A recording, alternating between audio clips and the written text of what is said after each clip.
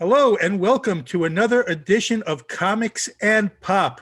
We are extremely excited today to be hosting Jeff Edwards, the artist from Top Cow's new comic, Syphon. Yes. We've read it, and I got to tell you right off, the art is absolutely stunning. We were talking about that this afternoon. Not to say that you're absolutely stunning. Can you tell us a little bit about Syphon and the comic and how you got involved with it? And Sure. welcome, So, first of all, Jeff. thank you. Thank you guys so much for doing this. I can't tell you how excited I am to be here. I'm super pumped about the book, but I am me being super pumped is only so much. You guys taking the time to doing this is huge. So I have my utmost gratitude. Thank you so much. Syphon. So Syphon, quick rundown. It's about a 20-something-year-old everyday kind of guy. He's an EMT. He likes to have fun, live up life, and suddenly he finds himself caught up in a bit of a war, a bit of a battle. It's been going on for basically as long as human existence has been on Earth, and he has no idea that it is going on. He gets caught up in it, and he gains this ability to first. He gains the ability to see the emotional state of those around him and then to take pain from them. And the kicker of it all is that he's not the only one.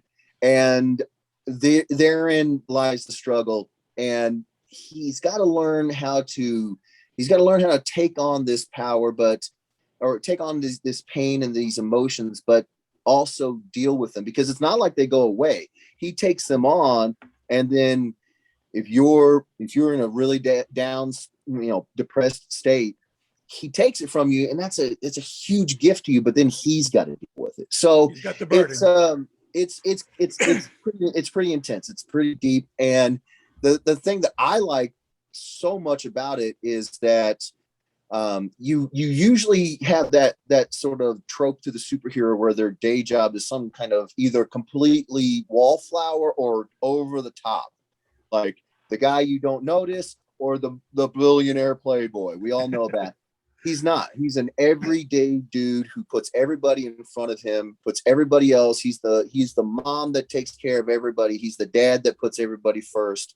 He's an EMT. He's a first responder. When I was told that, I was just like, oh my gosh. So you're telling me like his super name is a superhero and his alter ego is a hero. Like it was a fantastic idea from the start. And so I was excited to do it. And then I read the script and I was like, oh my Lanta, yes. I mean, they said it's a superhero, but it's a Top Cow book, and Top Cow, they never do anything typical. There's no super capes and punch outs. It's like, right, it's the Witchblade, it's darkness, it's all this, it's everything's got a twist, an edge to it. And I was like, okay, I can get behind this. Some of my favorite books are Top Cow books. So I was like, I can get behind this. What are we doing? What are we doing? And basically, Mohsen Nasraf is the guy who created the idea originally. His friend, the Image documentarian, Patrick Meany, he tagged him, said, hey, I got this idea. Let's put together a script. And those two have sort of, fusion danced together to create this amazing concept. Co-writers put out the script. I got a hold of it and I was floored. So how did I get involved with Top Cow? Oh man. Oh, that's a trip of a story there. So that's what I want to hear. Oh man. So a little background behind that. So I started going to cons as an exhibitor, as an artist in 2009. And my very first con ever was WonderCon, back when it was in Moscone South in San Francisco. And I got into it right at the end of this sort of phase where there were still editors going to shows looking for people to hire, and wow. And it kind of yeah, I mean, you say wow because for the last I didn't realize that's how that exactly happens. For the last 7-8 years or something like that, it's really just kind of, nah, we're not going to do that, right? So if you can snag a con, especially when you're somebody like me, who I thrive on an editor brutalizing my portfolio and just grilling it like fish on a Barbie. I love that stuff. But it's just so hard to find. So if you find a show with one, I'm going to be there. I'm going to have my stuff ready. Give it to me. So 2020 rolls around. This is the last show before the lockdown hits. It's GalaxyCon, Richmond, Virginia. Never been to anywhere in Virginia other than Arlington. So this is like, hey, I'm going to try it out. Didn't know there was going to be a portfolio review. There turned out to be 3. It was AWA Studios. Yeah, AWA, Image Proper, and Top Cow. And I was just like, the clouds parted, the light shone down, the choir was singing. Yeah, I was just like, but just because they're doing it doesn't mean you're going to get in. So I applied. I got into all 3. Such an amazing weekend. I met Dulce Montoya from AWA, got a great review. Met Eric Stevenson from Image, got a great review. Met Matt Hawkins from Top Cow the very last day, and had the shortest and weirdest review I've ever had. He looked at my stuff, said, I like it, I want to work with you, and handed me his card. And I was like, well, that was fast. Yeah. I mean, because I'm the guy that's like, I got my pen and paper, I'm just like, go ahead, I'm gonna write all this stuff down. That's me. And I'm used to like, 10, 15 minutes, if you're lucky, 30. And of them just deep diving in, and he just was like, I like it. And I was just like, I'm waiting for you. I'm waiting for the penny to drop. What do you come on, give it to me. And he just said, I like it and I want to work with you. And I was like, all right, that's freaking awesome. No, before we get to other questions from the guys here, I mean, this is mind blowing to me. Just how unusual is this compared to that illustrators say, oh, I'm going to go get a job today, just going down. Right. I mean, this does not seem like this is a normal run of the mill conference or convention. I mean, no. So, I mean, to really hammer in, so everybody who doesn't do this as a job has a good appreciation for this. I had made friends with a bunch of other artists. We called ourselves, after the first review that we all got into, we called ourselves the Portfolio Review Crew, and we all were in every one of them. And at the end of that one, we had basically like, okay, you go, Wes, you go, okay, lady, her name was Lady Stephanie Strange, you go, blah blah blah. Right. So we're like thick thieves already. And I get my review, and I'm the first one to go in our crew, and I go and I leave. And every single one of them, after all the reviews were done, they found me on the con floor and they were like, what the heck was that? And I was like, yeah, I don't know. This has never happened to me or anybody I've ever known. Like, no, I don't know what to do with this. I went back to my table, and cons are always a big family thing for me. So it's either me and my wife, me and my mom, somebody, it's family. And so I go back there and I was just like, I think I got hired. And they were like, what? I'm like, yeah, I well, did they take your portfolio? Because that's always the question. It's like, yeah. Did you get a card? Amazing. Yeah. And they were like, well, what did he say? He wants to work with me. They were like, I can't say it because it is 4-letter words, but you're blank and kidding me. And I was just like, no, I'm waiting for him to come back and say, just messing with you or something, like to be razzing me or something. But he wasn't, because it just doesn't happen. It just doesn't happen that way. And so I was just like, wow, okay. And then of course the lockdown hit, and I was like, God, no. Turns out he started to develop COVID symptoms from his time at the show. Oh, wow. So his response to me was, he apologized, but he certainly didn't have to. He told me he was starting to have all these issues. And I was like, dude, if you were feeling bad, don't, but it was great. It was a trip. I mean, it was so much of a trip that other artists were like, that's never happened. I was like, yeah, I know. I've been doing this for a decade and never once, never does that happen. So it was a mind-blowing introduction. A credit to your artwork. I mean, like we said, we all thought it was absolutely stunning. Oh, But, no, really, I mean, just it was blown away by some of the graphics and some of the pictures. It's just like incredible. well, I appreciate it. I mean, you know, when I come from a sort of I don't have, like, when people ask me who's your favorite artist, I the first books I ever read, I was 4, and it was a comic book. It was Teenage Mutant Ninja Turtles comic book. So Yeah. it's this is just something that, like, I got all this help from the monsters in the industry that have been doing this before me. I you know, it's, my wife has told me, you got to stop doing that. You know, when people say your art's good, you got to thank them. So I'm trying to get better at that, but it's tough. Thank you. But I still feel like I got a whole lot of work left to do. You know, yeah, but I appreciate it. More than I can say. I appreciate it. I'm just glad that you guys like it. I really am, because Well, I've got plenty of questions, but I know Carlos and Troy have some questions too. Let me open it up to them too before I get back to mine. Yeah, Love so Carlos over here, Jeff. So obviously, to repeat what Jonathan said, man, I mean, it's a great story.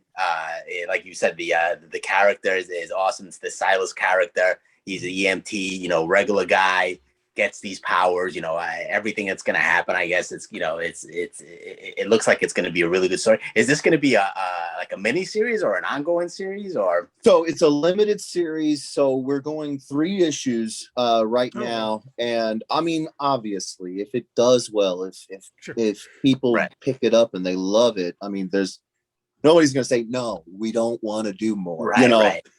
And Patrick and Mosen, to have, That's enough money for us. No more. yeah, it's okay. It's okay. We're no good. more than 2 buckets. Right. No. I mean, if folks dig it and folks like what we're doing, then I don't see any reason why we wouldn't. I mean, like I said, Patrick and Mosen, they, if I remember, we talk about every week. So I think the last time we talked about this in particular, like, I think they started this idea ruminating like 2 years ago. So they've got ideas and stories just lined up, ready to fire. So it just really depends on if everybody likes it, you know, and you never know. It's a gamble, man. It's a gamble. Right. So right now, 3 issues, but could totally do more. And I'm down. I'm totally down to do more. So I'm loving this stuff. We're getting some really, like I said, it's so much fun. It's so much fun to do this stuff. As soon as they showed me the script and I got something that was, I'm down. We'll put it that way. When is the first issue scheduled for release? It is July 21st. It is the first issue coming out. So it's not that far away. Yeah, Right. it's not Let me write that down. Gotta say, That's good to know.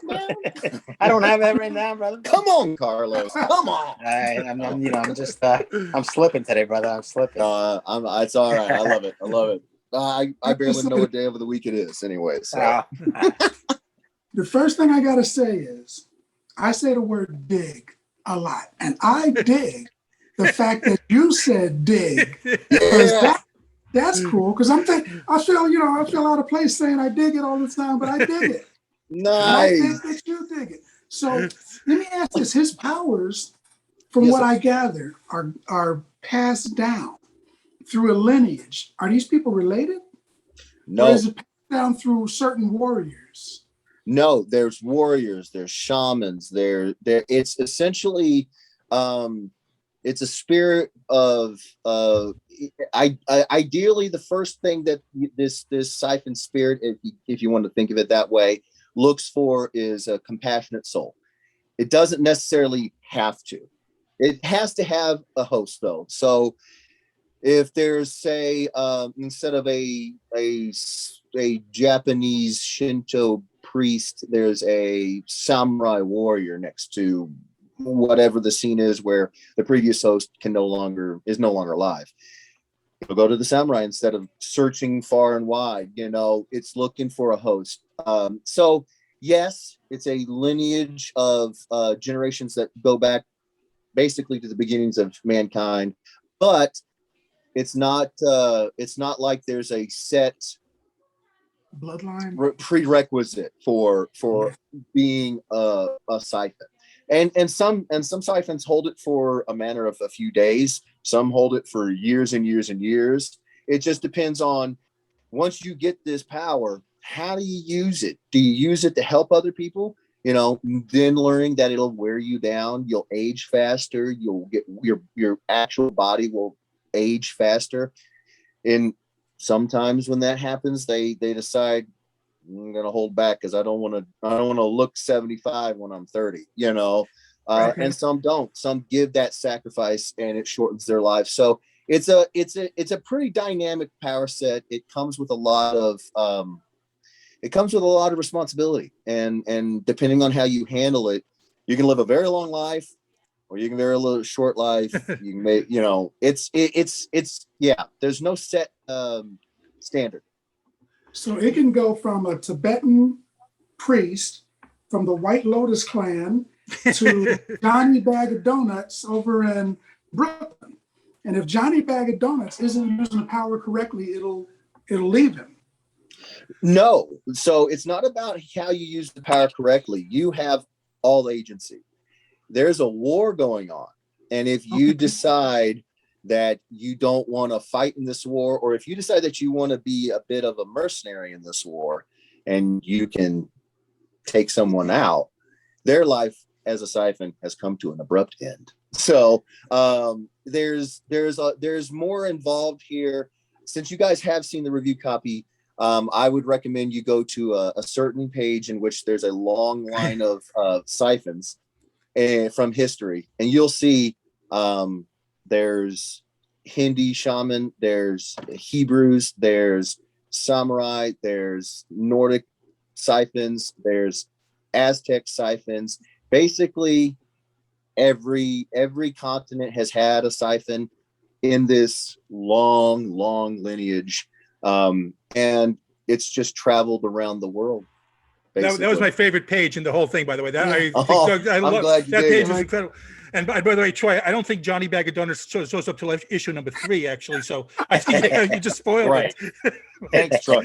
Preach. Yes. Preach. No, Johnny Bag of Donuts, he's coming in quick. No. No, something you said that struck me about. You said about the pandemic right as soon as you got basically hired. Now, how did that play out? Also, I'm very curious that you got a job, all of a sudden, oh, wait, we're on hold right now. Right. What is that due to the project? What is that due to you, thinking about this? That, I mean, do I have a job? Do I don't have a job? So. Right. And it's a little tricky, I do this as a business, so I am interested in making money with this. But at the same time, when the lockdown happened, so many things you have to pivot. You have to. Matt was great about when he got a hold of me. He was like, hey, I think I came down with COVID. I feel like I'm dying, and I was just like, take your time. And I'm so blessed. I have fans who have kept me busy. I'm so blessed with commissions and stuff. So what I did was, I'm a no BS kind of guy. I'm that way with everybody I work with. I just said, Matt, hey, no rush. Do I need to do commissions to stay busy? What's the time frame looking back like? And he was great, man. He was just like, do commissions. I'll let you know when we got something going. And that's what I did. I stayed busy. I stayed active, stayed busy. And then I got the concept art for not the concept art. I did the concept art. So I designed all the characters. I designed the power signature. I designed all of this stuff in the lead up time to starting production. So since we weren't going to get started jumping into pages, and I was introduced to the writers, and they had all these ideas, and they were very interested in making sure that they had ideas for age, ethnicity. I mean, they were very specific with so many characters you guys haven't even seen. And so that's what we did basically for the first several months, was a lot of concept art and I have a concept art, a little bit of history and concept art in my and some schooling. I did some biz dev classes. I did all this stuff. And then I've done concept art for video games and Oh That's man, great. I've done concept art before, so but I know how rare it is to get the chance to do that for a super production based sort of industry like comics. So this time when they were like, yes, you have time to do concept art, I was like, thank you so much. So that's what ate up I want to say a good 2 months, something like that, of the first time when everybody was figuring out what the lockdown was going to look like. How are we going to handle it? Start working on some concept art. And then when we did, and I love the designs of the characters. They're gritty, they're real, but they're classy at times when they need to be classy. They're rough and ready to box anytime. I mean, it's fun. It's fun. And I've designed characters from ancient freaking Mesopotamia all the way up to modern day. I mean, we went in deep on this, and it was a lot of fun. So that is how we kind of started that slow roll into Just production. one follow-up before I throw it back to Carlos and Troy. Just based on that, what you said, how much freedom did you have? You talk about the concept. How much freedom did you have to design things, or did they give you specific things what they wanted, or did you have some leeway, to say, you're the artist, go with your vision?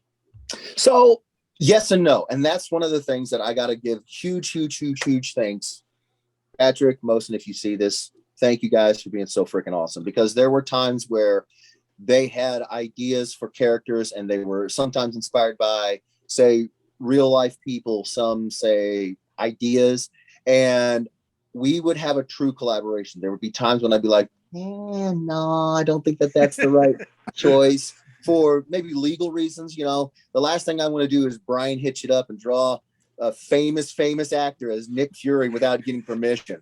That's the last thing I want to do. You know what I mean? So I would be like, I like what you're doing, but and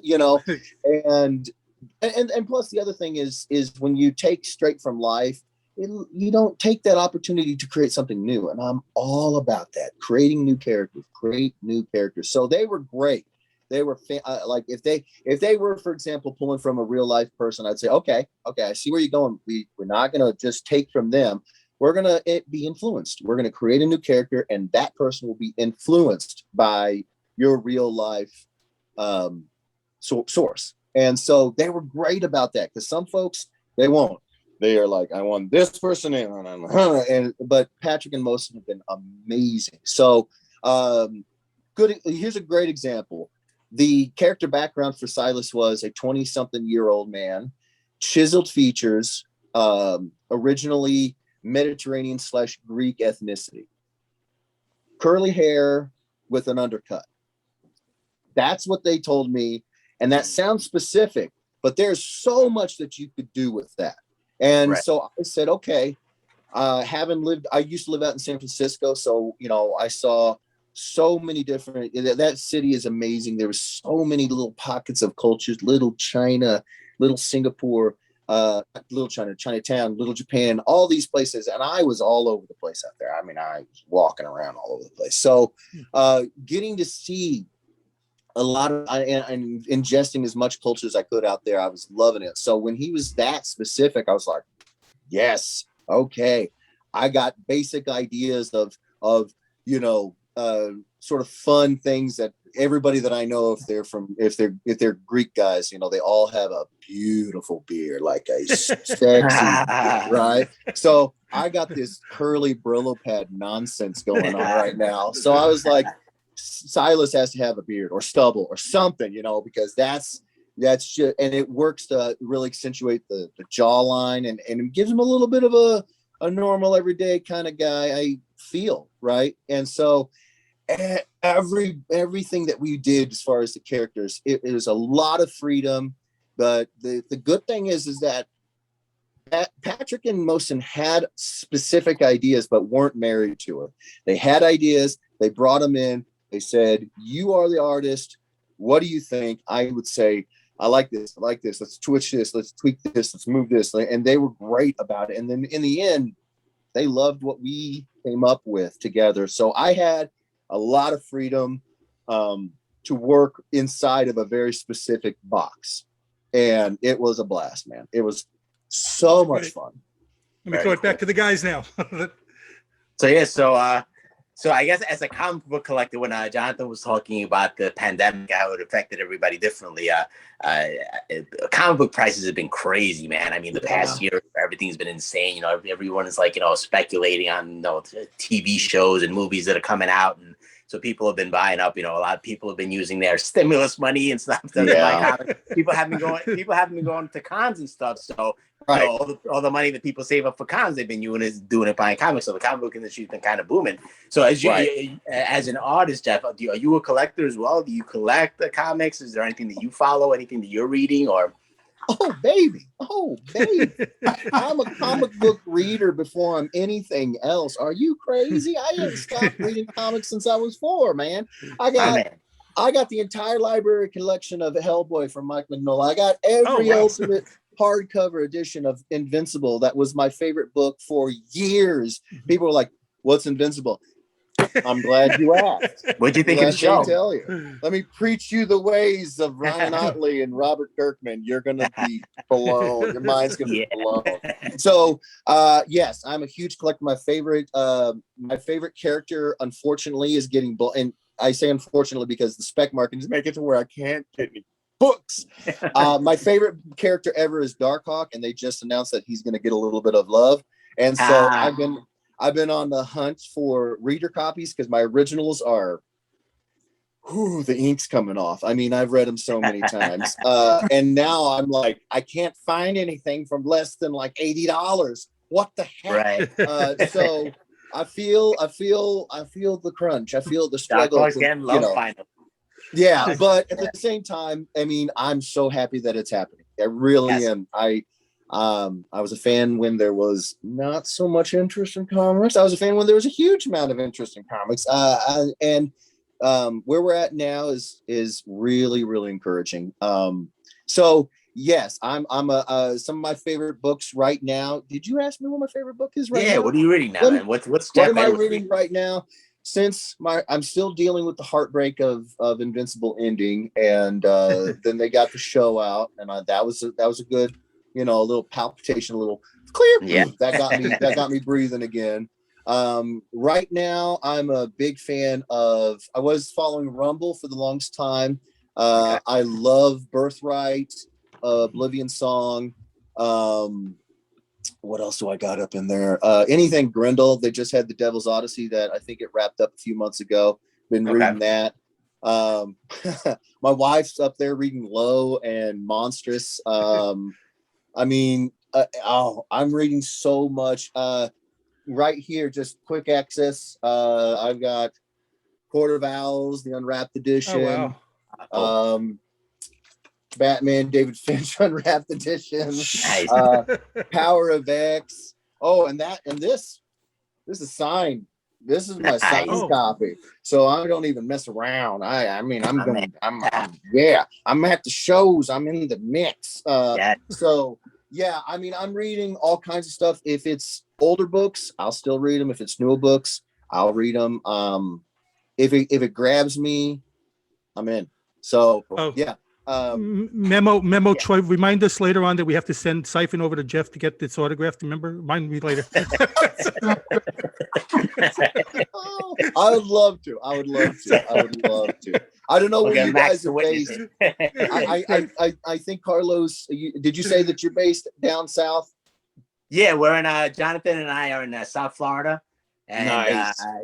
And Troy is where are you? Troy just moved. Where are you now, Troy? I'm in Virginia, but give me a couple weeks, I'll be in Cali. So nice. Yeah. Permanently, or is this just a trip? Permanently. Permanently? Yeah. All right, well, just so you all know, I'm going to Tampa Bay Comic-Con. I'm going to MegaCon Orlando, so I'll be down with y'all real close. You're going to Tampa Bay Comic-Con in July? I'm there, baby. I'm there. I'm supposed to have a panel there, actually, July 30th. Yeah! If that work plans out, I'm supposed to be on a panel there talking. Yeah, we might be seeing you, man. I'm just saying, I go to Florida. I got some long-term business relationships that are based in Boynton Beach and Naples. So I go to Florida all the time. And Troy, my jam is WandaCon, baby. So if you're out there in Cali, and you can make it to, Anaheim, LA area, I got something for you. I got something for you. Where are you now? No. Where are you now, Jeff? Where are you located? I'm Midwest, baby. Cool. Okay. I'm at KC. Right. I always loved the Royals until 2015 when they beat the Mets in the World Series. Now I hate them. Come on, it's the first time in 30 years. Can't I get a break? Can I get a break? I've been out there when it was Royal Stadium before it was Kauffman Stadium and it was dog crap. Come on, let me have this one. Yeah, I would root for them all the time, not at the expense of my team, but no, I'm that way too. I'll root for other teams and I'll be like, until they're playing the Royals, then right, you need exactly. to lose. But I'm being supportive. No, that was a good year. That was a good year, man. Yeah, it was a great team that was. Troy, you had another question. I know. I have probably more questions than a little bit, but how'd you get into drawing? Were you watching the books and you decided to copy some of the stuff that you saw, or were you making your own people up in class, or how'd your art start? My art started when I was 4. My family is incredibly supportive. They got me, I still remember it, the old Fisher Price double-sided dry erase easels with a 6-pack of dry erase markers. That's awesome. Okay. And because if you drew on the walls, you're going to get it. So give them something to draw on. And so I would draw, if I were to look at them now as an adult, they were probably just a bunch of circles, green and red and blue and purple and orange circles, but they were the Ninja Turtles fighting these amazing battles with Shredder and the Triceratons and the Mousers and Stockman and April. And I mean, I was just there, and I would do the sound effects, and I'd be doing the fighting, and I'd be doing all that stuff. My parents were probably more than once like, there's something wrong with that boy. But they were very, very, very, very supportive. And I've never stopped drawing. I drew all the way through elementary, high school, junior high, all of it. Went to college. I actually went to college to play football. But as it turned out, it was really lucky that one of the schools that I was going to play football at, they had a really, really good commercial art program. It wasn't a comic book program, but it was pretty close. So I drew all the way through there. Everything I learned in those classes, I went home after I got my schooling done. I take it, go home, and be like, can I use this for a comic? Let me try it out, And I was always doing that. And then, yeah, man, I went out to Cali, San Francisco. I went out there for more schooling, and that was for comic book illustration. So I've been drawing 38, so 34 years, just drawing everything, man. Drawing everything. All right. Yeah, that's pretty cool. I'm blessed. My family, they were, I still remember these magical moments of being that kid that was like, you have all year to do your science fair project in elementary school. And of course you wait till the last 2 weeks. Right. And so I'm like, I don't know how to draw a tree. And my dad did this magic where he got a marker and he made a tree happen. I was like, how did you do that? And then I would draw trees for weeks, just being like, it's crap, but I can get there. So stuff like that. They were always very supportive of me being creative and being artistic. And then it didn't hurt that I drew a bunch of tattoo art for them. So they're all riddled with tattoos. So yeah, man. I mean, correctly, you're doing the paper and pen. Yes, sir. You're not doing like a tablet or anything like that. You're doing. I can barely read. How do you think I'm going to work a tablet? I've smashed this noodle into brain soup too many times. No, I love digital art, but it's not the same. It's just not the same as a real piece of artwork, tactile. I went to Baltimore City Comic-Con a few years ago, and I met Mr. Mike Manley, and I got a original commission of Darkhawk from him, and it's just not the same as if it was like a file or. I have that thing. I have it. It's in my files. It's a treasure of mine. So yeah, no, if I feel that way, I believe that a lot of other people feel that way. As a matter of fact, I switched up my process a touch. You know, I've been blessed to get to be friends with guys like Richard Friend, who is an amazing inker, and I pick the crap out of his brain if I get any opportunity because he's so doggone good. But your own experience with your friends and your commissioners, you know, it kind of you have to listen, you know. And so I started getting this I guess a push for more original art. Like they were saying, you know, the comic book fans have never been so aware of the behind the scenes, how the sausage is made than they are now. So when people started hearing that you destroyed pencils to do the inks on the original pencils, I actually started getting requests, can you save the pencils? So about a year ago, I had switched up my process to where I no longer destroy the pencils. I have, for every page I do, I have an original pencils. It's printed out in the faintest blue line blue. And then I ink over that so that those people that have come to me and said, hey, I really like the pencil art as well, and I want to put like the two of them side by side. You speak up. I listen. I'll do whatever you want, you know. And people love it. I get pictures all the time sent. I have the best fan page on YouTube, not to plug, or on Facebook, not to plug this, but they call themselves the Ed Weirdos. I didn't name them. They named them.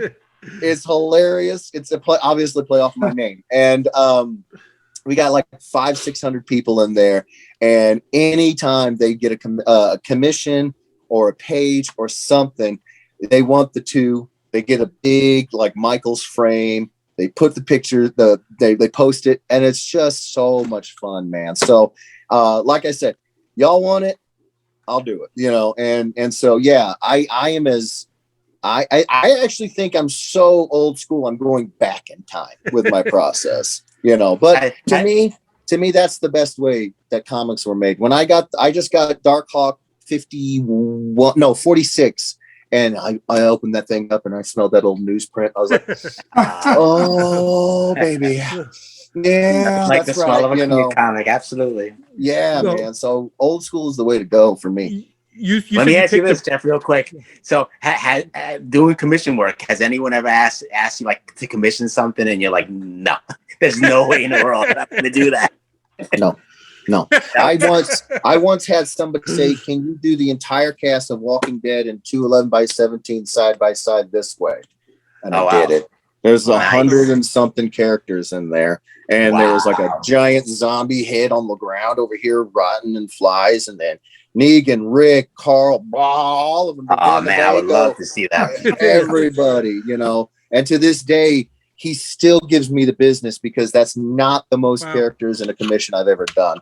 I did another one where there was more, and that commissioner, Kenny, he's a vet, so he's going to bust my chops about everything. He's just, every time he's just like, you know, I thought I got the most characters. And I was like, it's been 3 years, Kenny.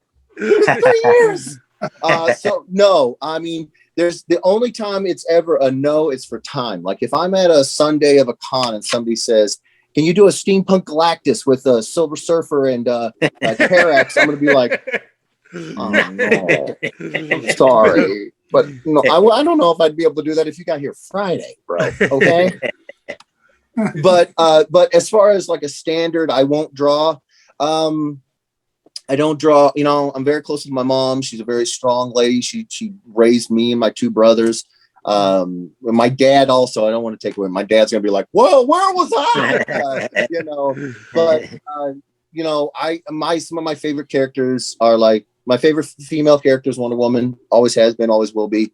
So the cheesecake, I don't draw. I just, you know, I got nephews. So the TNA, it's not that I don't like it, because I do. I'm a big fan of Frank Cho and Adam Hughes, and you know why. Okay, y'all know why. But I just, you know, I see friends who dabble into it, and they can make a crap ton of money, but it's just not for me. I'd rather draw, you know. Now the irony of it is that sometimes people are like, but you'll draw somebody getting their head punched off. I'm like, yes, I will. Yes, I will. I don't It's understand. different. I don't understand why It's- violence is so much fun to draw, whereas I'm like, It's comic books, man. Yeah. yeah, you know. So in terms of like my own personal, what makes me a little uneasy, it's really just, you know, but romance. There's the kicker. Like if it's romance and it's tasteful, I have no problem with drawing that. But if somebody's like, I want Black Cat with her, you know, then I'll be like, I don't know if I'm the guy. I don't know if I'm that guy for you, you know. And I don't judge nobody. You like what you like, bro. But it's just if I don't, you know, you know, I'll have like for one time, one of my first commissions, it was Daredevil in the urinal going to the bathroom, turned his head to the side, whistling Dixie, but he's between the urinals and he can't tell that he's missing it. You know, so it's like that to me. I was chuckling. I was like, That's awesome. you know, I'm laughing the whole time I'm doing it. It's, you know, and then that same cat, he came back and he's like, okay, I got a better one. All right. I was like, all right. So he's like, it's Captain America walking out of a pawn shop, just flipping, you know, hundreds. And in the window is the shield, you know? And I'm like, all right, that's pretty good. You know, that's pretty good. So yeah, I'm certainly not going to be like, I'm too prude to draw some, but if I just, you know, if it's, yeah, I don't have like a whole lot of like no-goes, but you know, that's one of them. But as far as like crazy intense drawings, no. I mean, I got a commissioner in particular. He has a particular fondness for mermaids, and every show he comes to, he wants an 11x17 image of a mermaid anime girl. So it'll be a mermaid anime girl who's a bar wench in a Ye Olde Times bar. So I got to draw the bar, the patrons, That's a little great. trough for her to swim through, because how is she going to get around the bar? Right. You know, and he shows up at Friday and he's like, do you have time for this? I'm like, for you, of course. Of I do. course. Let's do this. So yeah, man, there's very few, you know, hands-off stuff. But I'll draw just about anything, man. The only real thing is time. Time is the biggest decider. One question I do have, you said that you pick the brains of, you know, you like to pick the brains of people. Is there one person or someone that you know has really helped you, that, you know, guide you along the path that, you know, in this business? So for about 3 years, I was a table mate with Richard Friend. So if there's a single person that's not an editor, it would be Rich. He would always kind of, he had an air of like, wow, but also like, boy, you crazy. Because the stuff that I was doing at the cons, I would spend a lot of time on. And he's like, you could kind of tell, like, move on, come on, move on, stop drawing the same, come on, you know. And I just can't help myself sometimes. But outside of that, you know, Rich has his own YouTube channel that is unbelievably helpful. And I know I can reach out to Rich in an email. And if I have a question about technique, if I have a question about printing, if I have a question about anything, he's just unreal. He's just, and this is a guy who's insanely busy, as you all know. So I would say he's one of the first people to come to my mind. The other thing is that unfortunately, I don't, unless you're in the vicinity right next to me at these cons, I don't really get out. I mean, I'm stapled to my chair most of the cons. So it's that's part of the reason why when I first was lucky enough to get sat next to him, I was at the end of that show, I was like, can I put you down on the application for my table neighbor? And he was like, absolutely. I was like, yeah, you know. So Richard would easily, as far as artists in the biz right now, he's easily been the most influential on me. He's helped me out so much, and it doesn't hurt that as soon as I look over, I'm just mind melted by this amazing inking beast that, you know, it was next to me. So yeah, Richard Friend definitely jumps to my mind. But I've had the chance to get to know lots of, you know, one-off instances with folks: Kenneth Rocafort, David Finch, Todd Knock, Alvin Lee, Sean Gordon Murphy, met them all, had a great time talking with them, picking their brains. But as far as repeated times of being able to talk to them and get help, get advice, Richard was, he's still on my, I say speed dial, but I'm going to date myself. He's still on my contacts list for my emails. Yeah. You know, so definitely Well, Mr. Friend. Troy, you had one more question? Okay, let's see. I was going to ask you DC or Marvel, but I think I'm going to skip that one. Because we all know. You know he can't answer that. Top Cow. Right, exactly. Top Cow. Top Cow, exactly. Which one that would be? Answer. So, all right. I had a lot of questions about your artwork. Like when I was reading the book, we can say that I was reading the book, and I saw how you were breaking the panels up.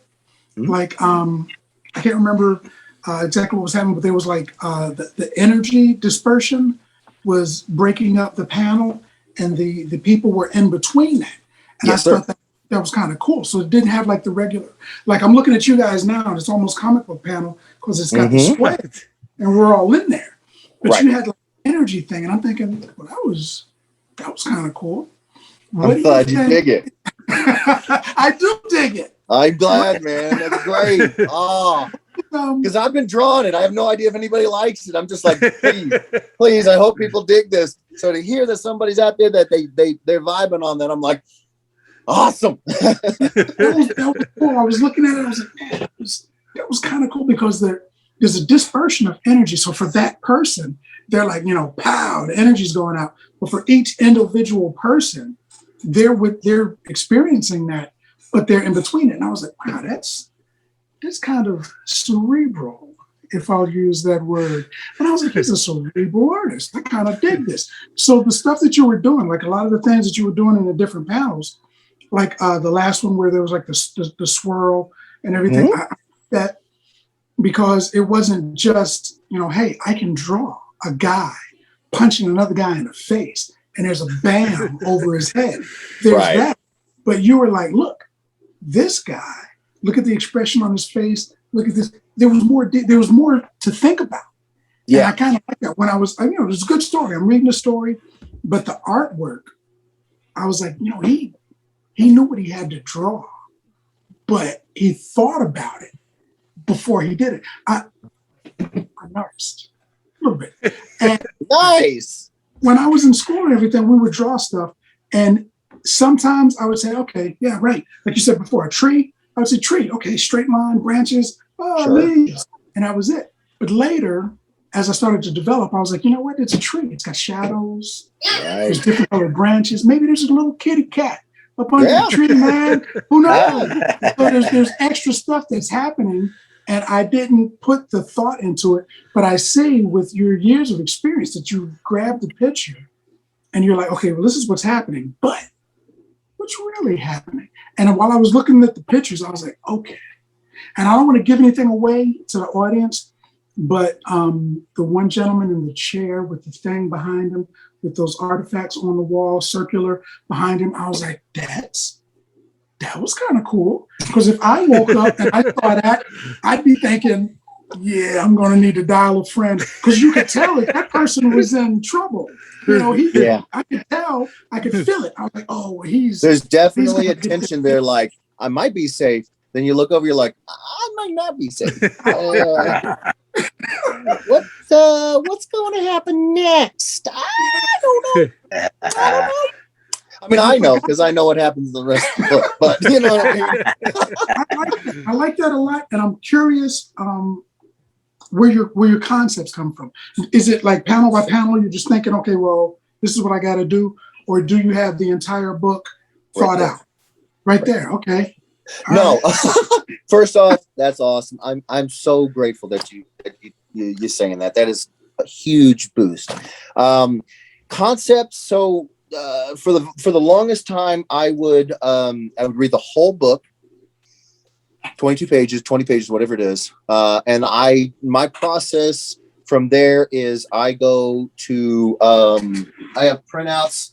You guys think I'm kidding.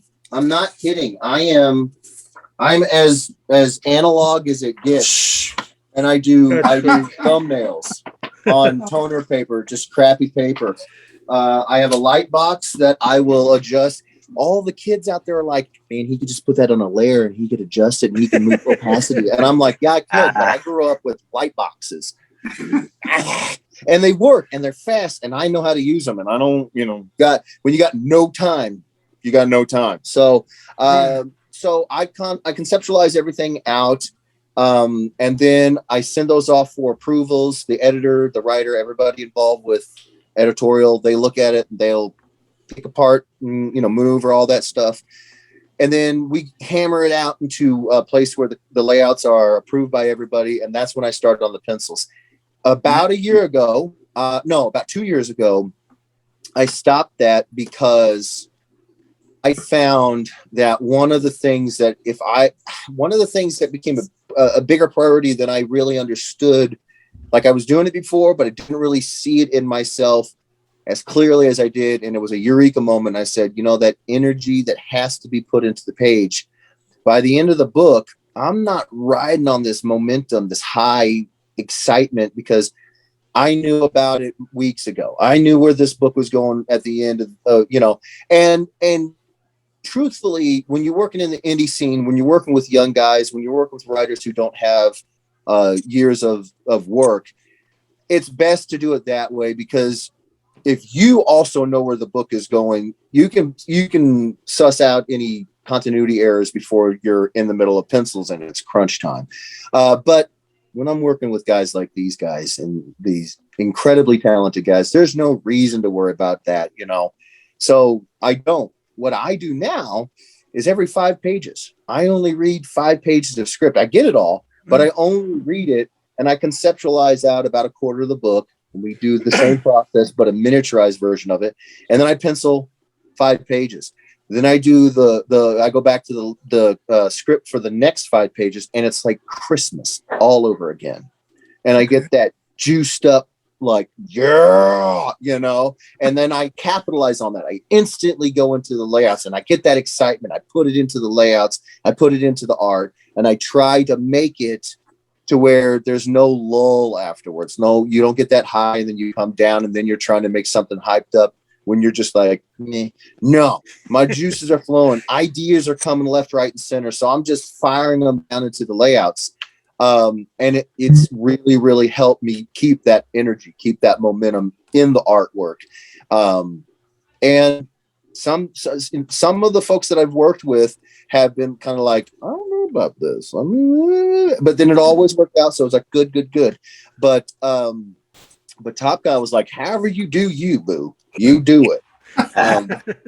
We just wanted to get the best out you. And I was just like, I freaking love you guys. And so that's what we've been doing with this. I'll get the script perfectly finished. It's great, but I'll only read about a quarter of it at a time. And I'll go through the process of getting that excitement, getting that energy, putting it into the artwork, knocking out the pencils, do it again. And by that, and so in that way, it's a little different, but it's not. It's basically the same process. We just take that first chunk of time and parse it out. So it ends up taking the same amount of time. I just get to maximize the efficiency of my excitement and my energy. I put it into the page, and then the pencils are done.